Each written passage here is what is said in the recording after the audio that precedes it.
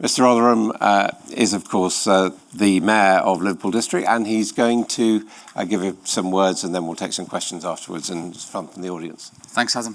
Great to follow Gary, actually, and I think you're quite right in the way you've explained how unions like the GMB are integral to the success of the transition to those new technologies, to those new jobs that will be created. And hopefully I'll give you some comfort if that's what we're trying to do in the Liverpool City region, even with limited devolution, which is what we currently have got. But it's a pleasure to be in what Scousers call the UK's second city. And I want to tell you a little bit about some of our plans in the Liverpool City region. But joking aside, I'm delighted to be able to share my vision of the future from an area that I'm fortunate enough to represent, but also to call my home.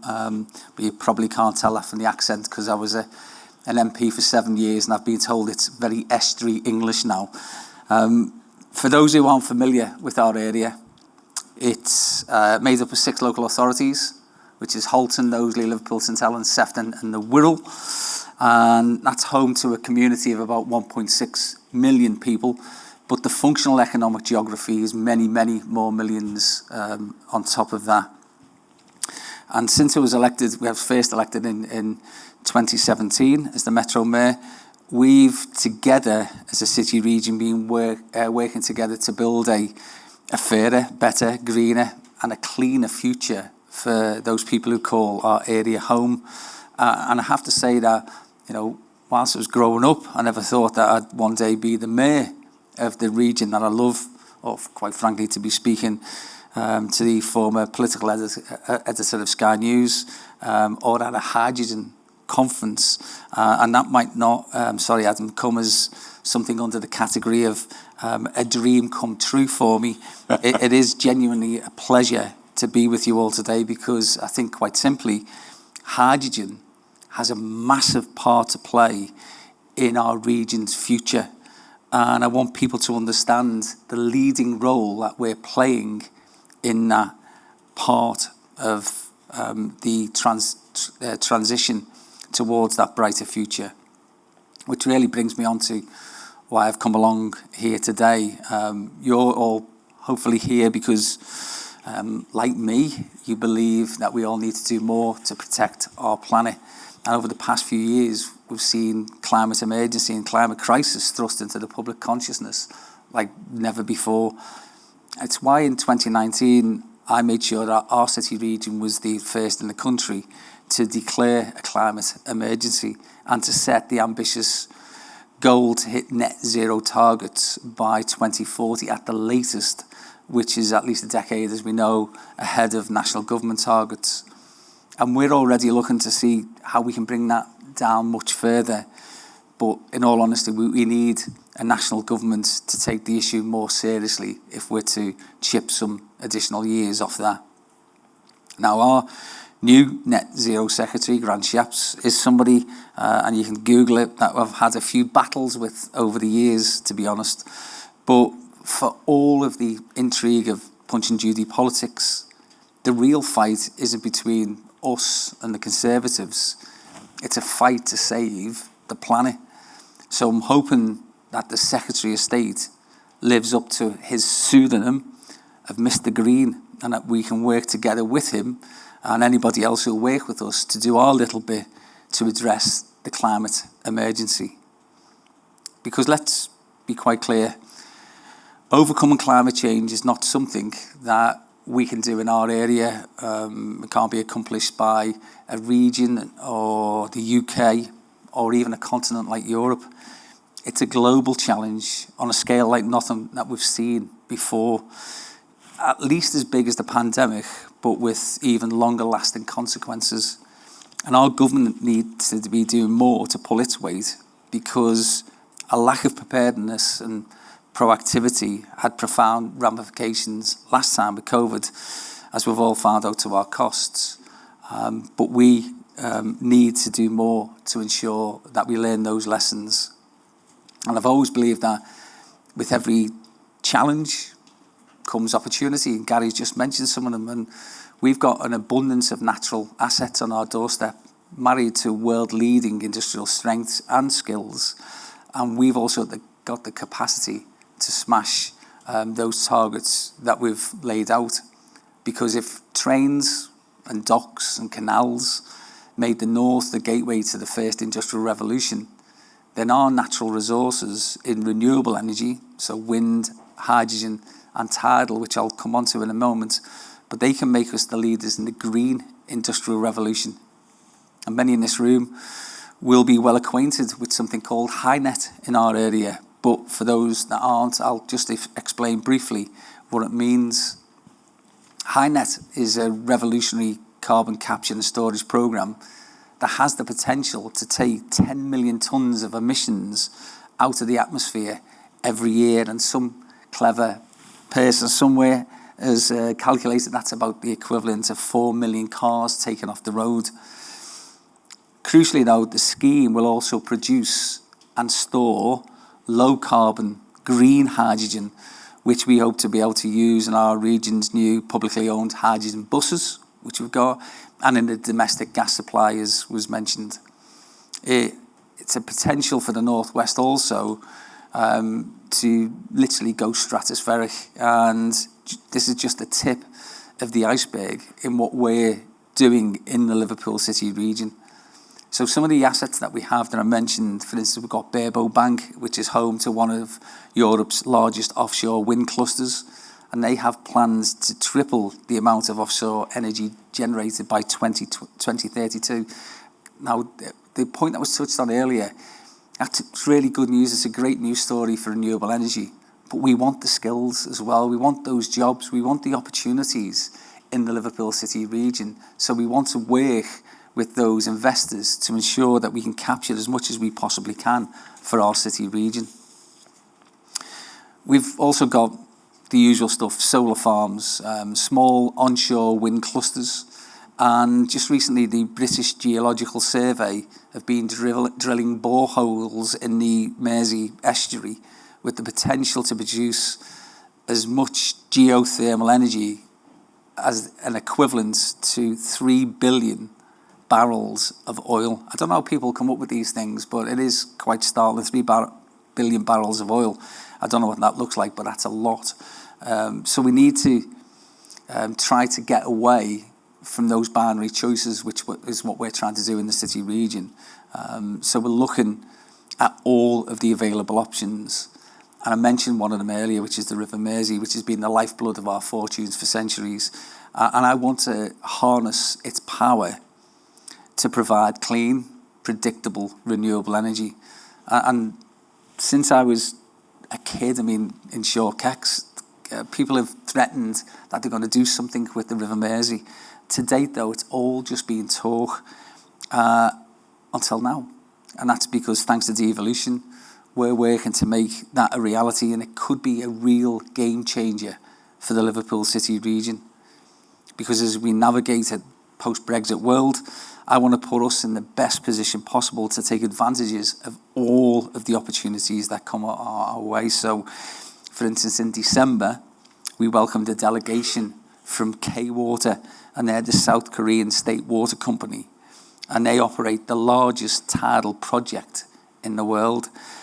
So together we've agreed that they'll work with us to deliver our plans for Mersey tidal power, and we want to learn the lessons from their scheme to make ours the best it can possibly be. Because when it's up and running, Mersey tidal power has the potential to provide enough sustainable energy to power up to 1 million homes. It'll probably be operational for 120 years or more. It'll create thousands of local jobs in construction, but also in science, research and development, and in innovation. It'll attract trade and investment from around the world.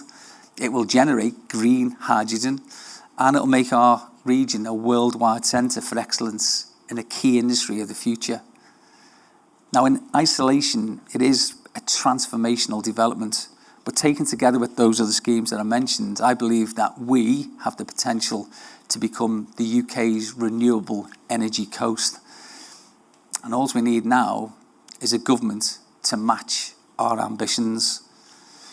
Now, my own party has been outlining their plans to drive the green industrial revolution, and I have to say the scale of their ambition, for all of the criticisms that people have made of it, but it's much closer to my own than the current government's is, which is more about talk than delivery. And the Mersey is essential not only for the future of the region's energy needs and the UK energy security that comes with it, but for our local economy too. And therefore we need to protect our asset, with the ecology and the environment of the Mersey being one of our most precious natural assets. And for instance, that's why I've pledged to have a discharge-free River Mersey by 2030. And I'm sure you've seen the fantastic work being led by Fergal Sharkey and campaigners across the country. But it's simple, we shouldn't be having any untreated discharges into our rivers, full stop. At a combined authority level, I'm making sure that we're putting our money where our mouth is too. So only last week I was in St Helens to launch something called Glass Futures, and its name is slightly understated, to tell you the truth. The facility is a pioneering new approach to glass making using hydrogen as its fuel source, and its trials have been 100% successful. And if it's scaled up, it has the potential to help decarbonise other energy-intensive industries. Now, currently, emissions from domestic properties in our area accounts for nearly a third of all the emissions that we produce as a city region. And that's why, again, I've targeted £105 million towards a robust retrofitting programme supporting thousands of our most vulnerable households so that they can improve their energy efficiency. But also we're looking at hydrogen to be used in the future there too. And we're helping some residents with these measures to save hundreds of pounds a month on their energy bills at a time when they've been skyrocketing for many and there's a cost of living crisis. It also means that we're able to employ local contractors and give jobs and training opportunities to local people. It's all an inclusive ecosystem where the money that we're investing in one policy area unlocks new opportunities in others. And it's just one of the many ways in which devolution is helping us to transform the trajectory of our city region.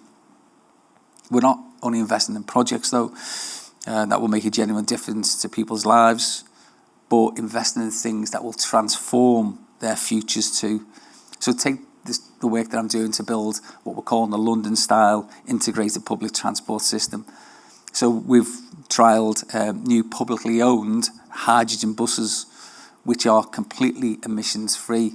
But in those congested corridors, all they emit is water vapour, and that's helping to clean up the air quality in some of those really poor areas.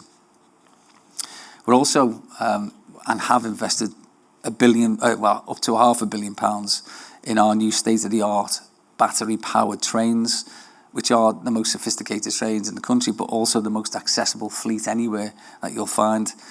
And tens of millions of pounds in active travel infrastructure as well, because we're trying to get away from those binary choices. So we're working to connect every part of our public transport network together to help getting around faster, cheaper and more reliable, but also cleaner and greener by reducing our emissions by a third in the process. We need to develop the quality public transport alternative that will result in fewer cars, less congestion and better air quality, because it's a big win for our residents' health and for the planet. And it's also non-negotiable if we want to reach our net zero targets, because if we want to help build a better world, then we need to think bigger and bolder. And in our city region, we are thinking bolder. Our area is being recognised as an innovation hub, and we will ensure that we capitalise on those emerging technologies to create those good jobs, those unionised jobs of the future that are up for grabs in this sector. And so I've spoken to a few people upstairs, but working alongside you and with other partners right away around the world, we can make a much bigger positive environmental impact and we will also make a much more significant economic impact for our area too. So the message for me is quite simple. The Liverpool City region wants to work with you, is working with you, and will continue to work with some of you. But if anybody else wants to talk about building a greener, cleaner, healthier future, then I want that too for our residents and for our planet. And that's why I've travelled here today. Thanks a lot.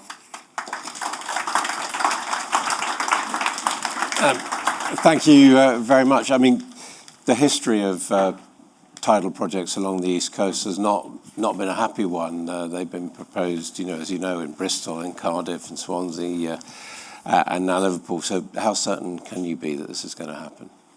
I don't believe there's anything such a certainty on these projects because no one's successfully done one. And so I'm hoping to be the first. And if we are the first, we will successfully deliver that. But the reason that Swansea, for instance, failed is for a multitude of reasons, but we've learned those lessons from that. So we are purposely saying that the generation from what we will produce will be over a long period, but it's up to 1 million homes. And we also have highlighted the cost of the energy per unit as well, and it was slightly reversed in Swansea in their business planner. And you talked about devolution and the power it gives you as a regional mayor. I mean, can you do it without central government? No, we can't. And like anything else, and you've just mentioned, if we had been the fourth, then it's easier, isn't it, to build something because you've learnt all of those lessons from the previous three.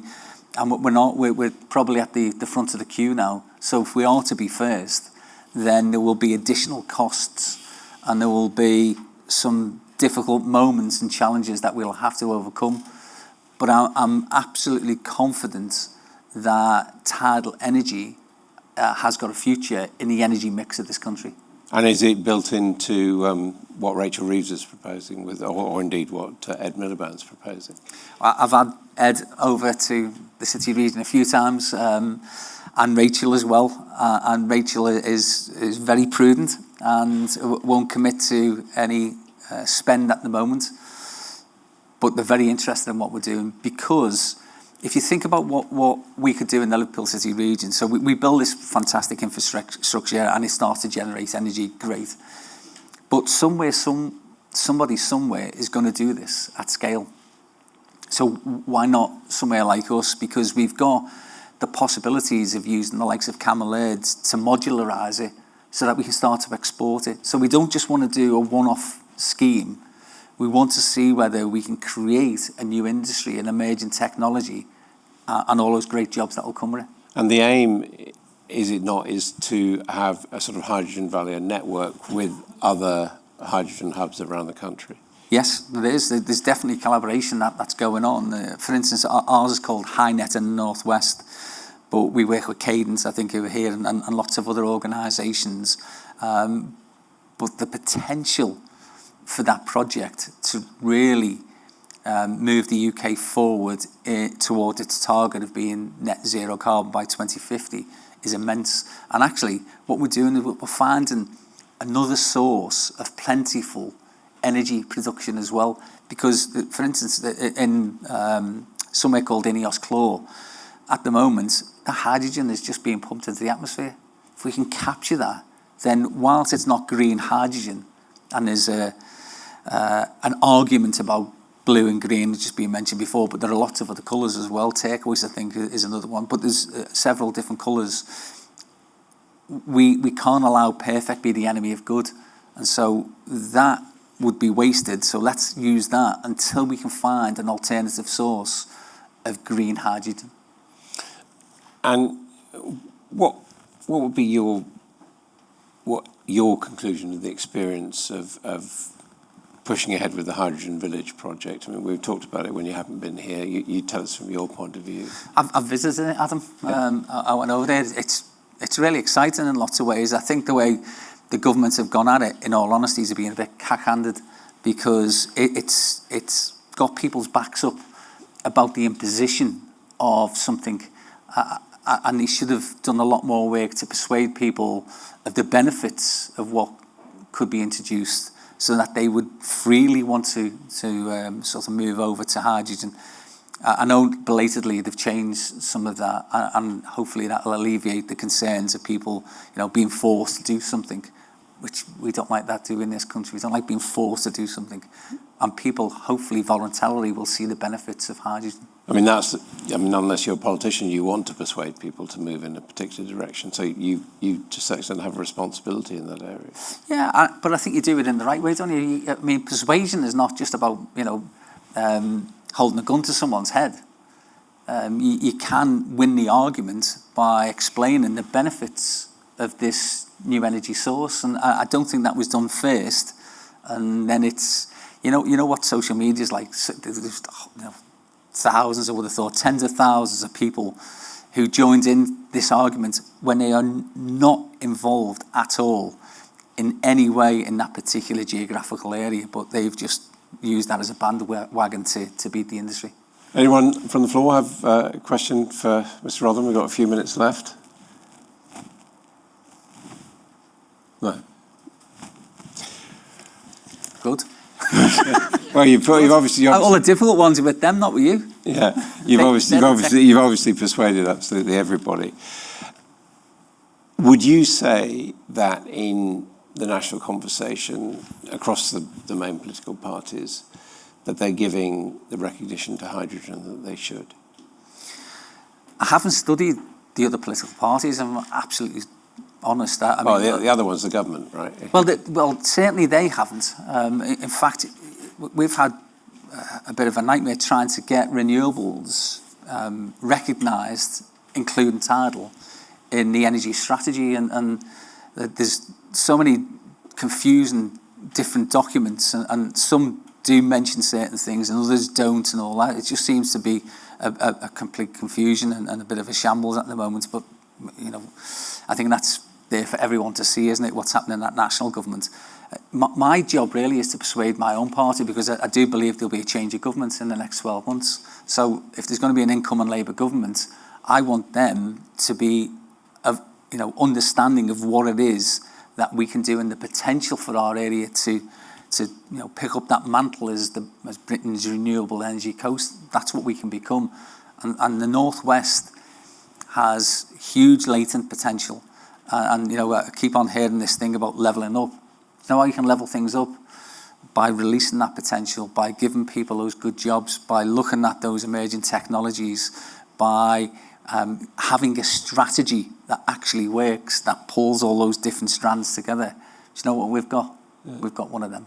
I'm interested that you defined this in your speech as basically a battle with the Conservatives, because we had Andy Street here this morning saying a lot of the same things as you and talking about cooperation between cities like Birmingham and Liverpool. Yeah, we talk all the time. So there's a group called the M10.